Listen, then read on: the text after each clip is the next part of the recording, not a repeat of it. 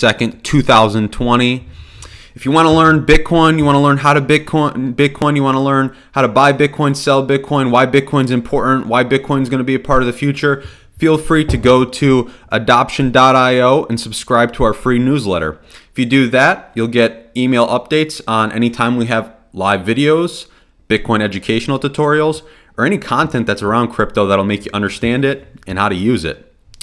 In today's talk, I wanted to come on and just talk about data as an asset.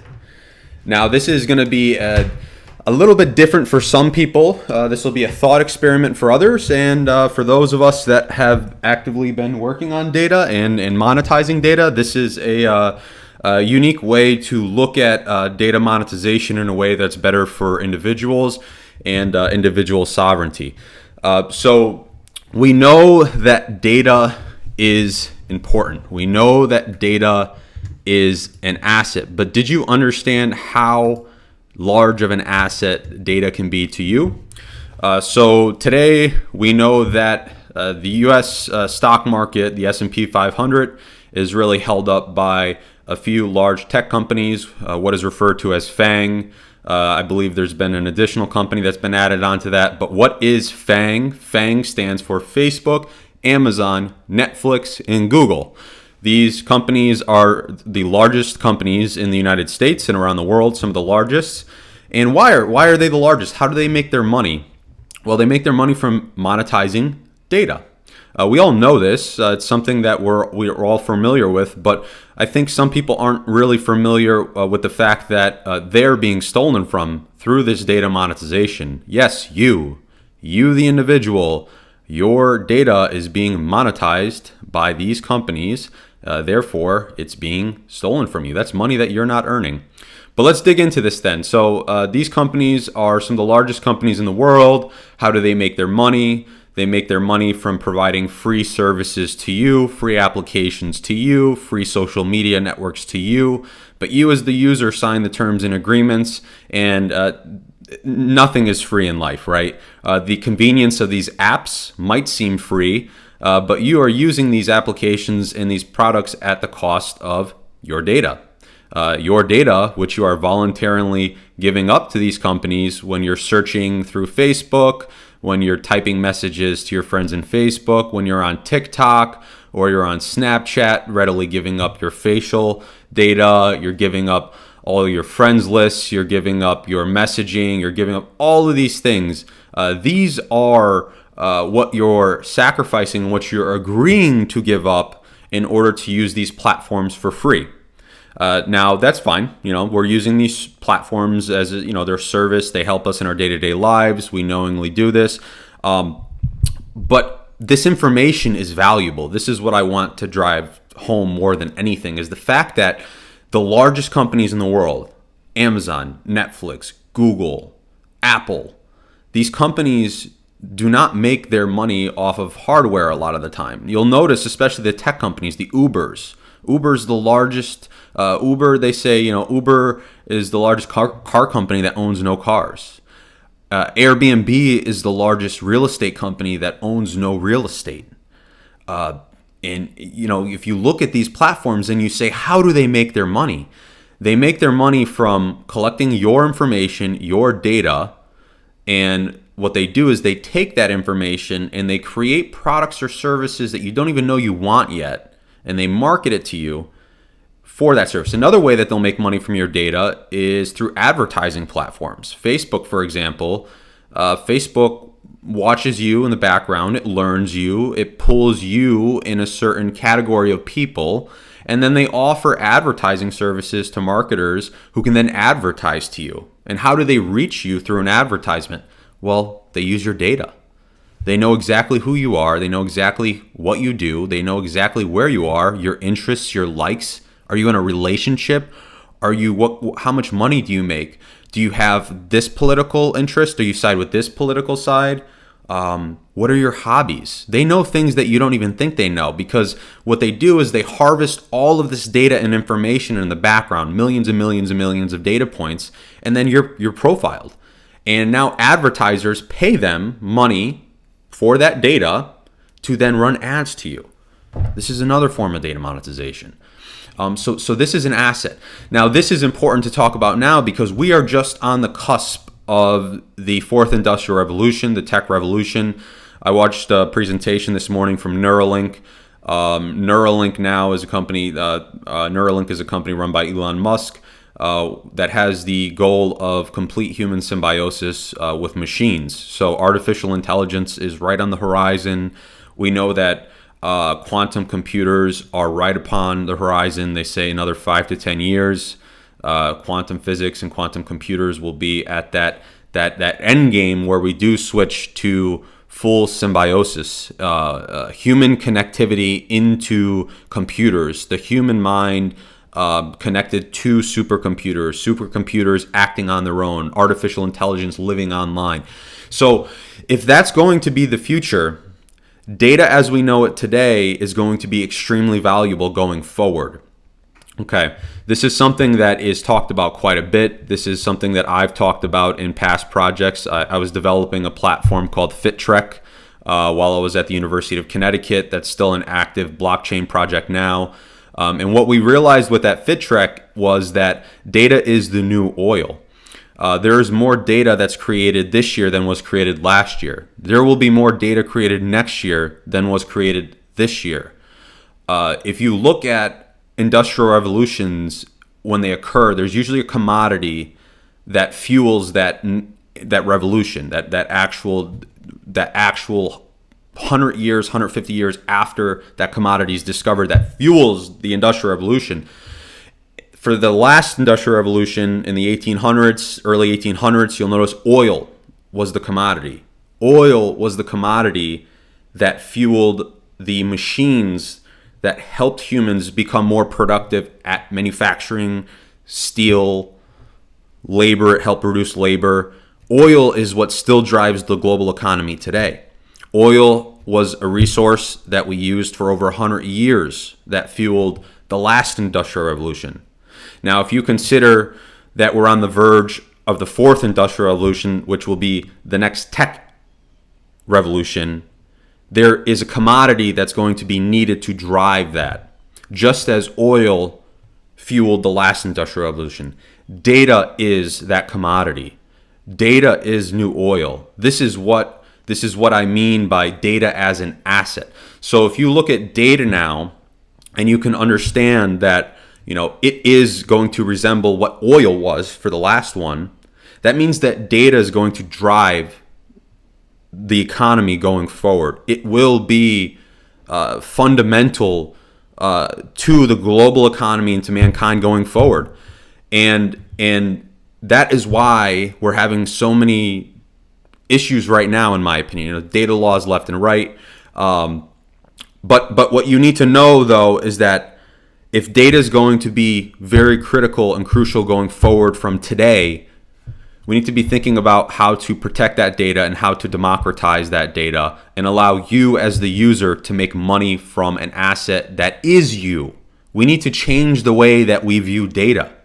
Us as humans now, the internet is still very new for us. This is an innovation that came about in the late 1900s, right? The internet arguably wasn't as functional as it was in today's world until the year 2012 around 2012 when Facebook started going public. That's when we started to see this really the hockey curve started to go up and innovation started to happen fast. Technological revolution started happening fast. So us as humans still don't understand the importance of data yet, because we don't understand what the internet has actually done to us yet. We are still very much in the first inning of a 9-inning game, and people that are my age, we are the last of humankind, of mankind, that knows the world before the internet and now after the internet with machines. So we need to change the way that we view data. Data is an asset. Everything that you put online, every time you log into an app, every time you search the internet, every time you have a digital presence, you leave little breadcrumb trails of you everywhere, everything you do. Those little breadcrumb trails are you online. Now think about that. Okay, they are you online. Okay, if we are going to be in a connected world going forward, if there is going to be symbiosis between mankind and computers going forward, if you assume that human intelligence could potentially move online going forward, there will be a you online.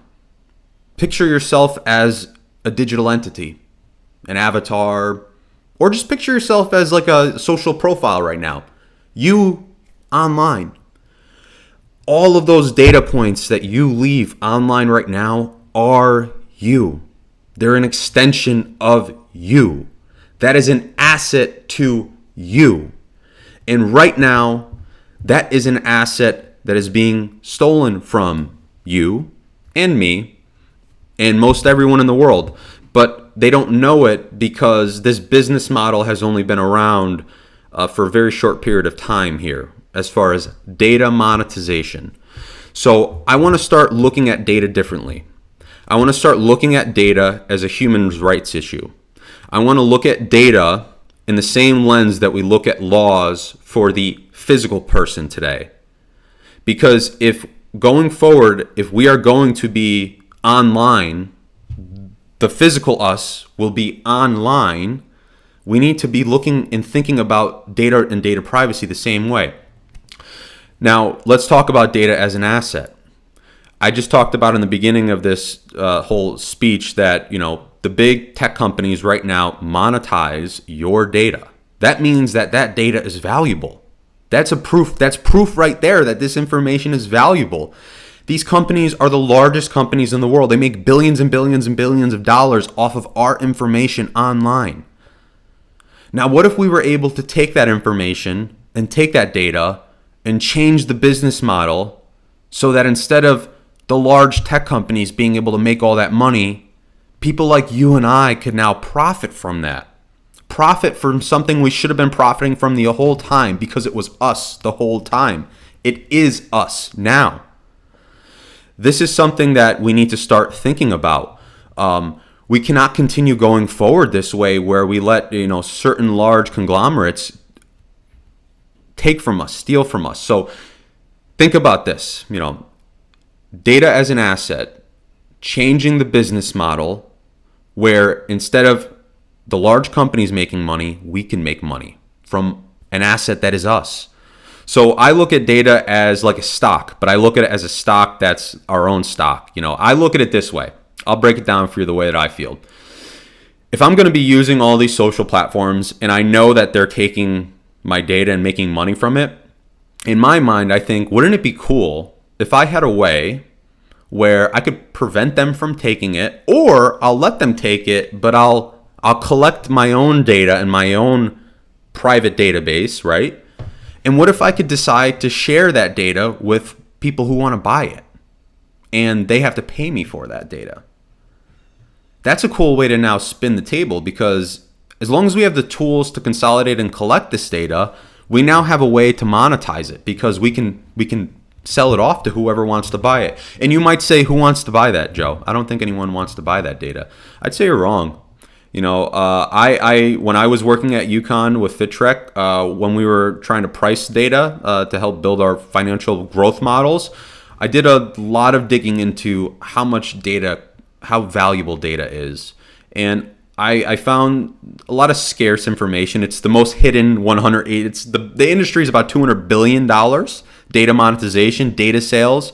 Look up data brokers if you want to. But it's the most underground hidden industry, and that's because of the complexity and, of course, the national defense issues. The largest companies in the U.S. stock market monetize off data, so this is very valuable information. But what I found is that there was a kid a few years ago who created a Kickstarter, and what he was offering to people on his Kickstarter was, give me $10 and I'll give you access to all of my search engine history, all of my online browsing history. He had a way to track his keyboard strokes. He had a way to link API feeds and track his GPS signals. And he actually made about $3,000 off that 1 month from selling his own data. That's incredible, right? That means that that is worth something. What could you do with an extra $3,000 a month? What could you do with an extra $2,000 a month? What could you do with an extra $1,000 a month, $500 a month? Your data is worth something. And I think, the story of this, the moral of this talk is that, we need to start changing the way that we think about data. We need to start changing the business model around data. Data will be valuable going forward. It is valuable now. It is the new oil. If we are going to be connected into this online world more and more going forward, we need to start understanding that data is an extension of us. And if data is an extension of us, we have a right to control it and monetize it, because it's being monetized now, but we are not tapping into that money that we should have access to because it is us. They are taking parts of us and they are monetizing it. So that's my goal with FitTrek. FitTrek.io is where you can find out more information.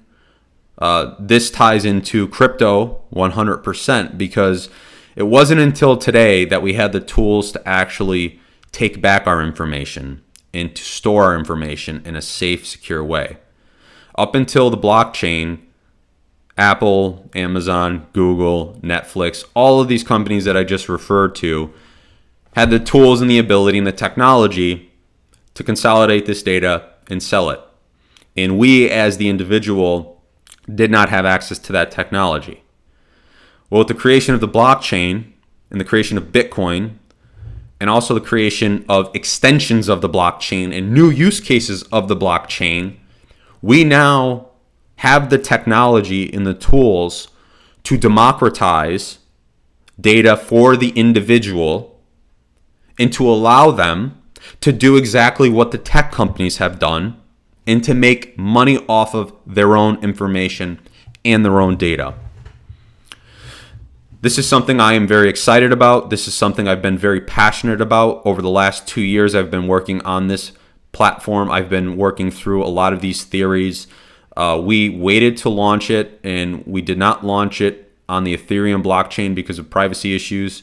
Now that privacy chains are becoming a lot more mainstream, Monero, Zcash, it seems like the time is now for us to continue working towards FitTrek creation. So you'll be hearing more about this coming out here on adoption. Again, this is something that I feel like is a perfect time for it because look at what's going on in the world right now, right? Like we all know that Mark Zuckerberg at Facebook is corrupt. Everyone knows that Google's been taking our information forever. Everyone's hurting right now economically. So why not create this tool to help you make passive money from something that you're creating anyways? I'm going to leave you one little bit last thought here in the last line because this has been what has been driving us at FitTrek so much to create this product. I really believe that FitTrek is a solution to universal basic income. I believe that data is a solution to universal basic income. The problem with UBI right now, and especially with the political realm, is that no one wants to front the bill for it, right? That's a lot of the times what you hear with universal basic income. Well, where's that money going to come from? Who are you going to tax for it? And how, this is the argument now, right? That's the back and forth. But if you look at data as an asset, and if you can understand that data is created passively with us just living our daily lives, and you know that there are massive companies out of there that are monetizing that data, that means that any person that has a cell phone or uses applications or uses a computer is leaving data out there that can make money. So if they can just passively use an app or use their computers or their phones, and they're leaving these data trails that are valuable, the only thing they're missing is a tool to actually allow them to profit from that. And if they had a tool to allow them to profit from their data, they could passively earn residual income. Imagine a world where you made $12,000 a year because you had an application downloaded that let you sell your data to other people, advertisers, colleges, the Googles, the Netflixes. I'm not saying I'm not saying stop data sales like it's happening around. I'm just saying change the business model. And if we did that, then there would be no argument for a universal basic income because it is a business model, right? This is the solution that I refer to as the universal basic income solution, is that we're passively generating this data anyways. So we're passively generating income. So if we were going to just passively generate income, right, and then you started making monthly residual income from this, that acts as a form of universal basic income. That is the UBI. That is us passively using these devices like we do anyways and making money from it outside of our 9 to 5, outside of anything we do today. This is money that you could be making from doing your day-to-day like you do now, using your apps, using your Facebook app, using your Twitter. This is residual income that you're not able to tap because the tools do not exist for you to do this yet. But I believe if the tools are created for you to do this and all of us to do this, that means that anyone that's connected to the digital world at all can have the ability to earn money from that. And I look at that as a solution to UBI because the whole political argument goes out the window because it's not taxing the people anymore to pay for this UBI. It's not creating free money from the Federal Reserve to fund the UBI anymore. It's the UBI is the business model. The UBI in this sense is the data. The data is going to get bought and sold anyways, so you might as well give the people a tool to allow them to monetize that data that they're creating anyways, that is them online. It's an extension of them. And if you do this, then that's passive residual income that they can earn. And that is a solution for this whole UBI argument. So this is a very passionate area for me. I want to leave everyone again. Data is an asset. Data is an asset. It's an extension of you. It's important that we protect that. That's why privacy is very important online. It's an extension of you online. Would you want a hacker having access to your family photos or your family videos or your bank account information or your passwords? No, you would not. You need to start thinking that same way about all of these little residual data trails that we leave on all these applications. And then the final note is, to feel good because these tools are being created. There is going to be a way for us to make money from our data going forward. That's something I'm very passionate about. That's something I know a lot of people in the crypto space are working on right now. But that's going to be it, everyone. I just wanted to jump on, give you a quick talk this morning on data, why I think it's important, changing the whole business model of data and thinking about it more as an asset to us because it is an extension of us. Thanks again. And if you want more of this Bitcoin conversation, I know we kind of steered away from the crypto talk today, but this whole data monetization and data privacy has a lot to do with Bitcoin. It's got a lot to do with blockchain. Bitcoin and blockchain are the only reason why we're going to be able to monetize this stuff going forward, really. So it totally tied into that conversation, that topic. But if you liked what you heard, or if you want to hear more, subscribe at adoption.io. Please share this with anyone who wants to learn more about Bitcoin. And thanks, y'all. We'll talk soon. Bye.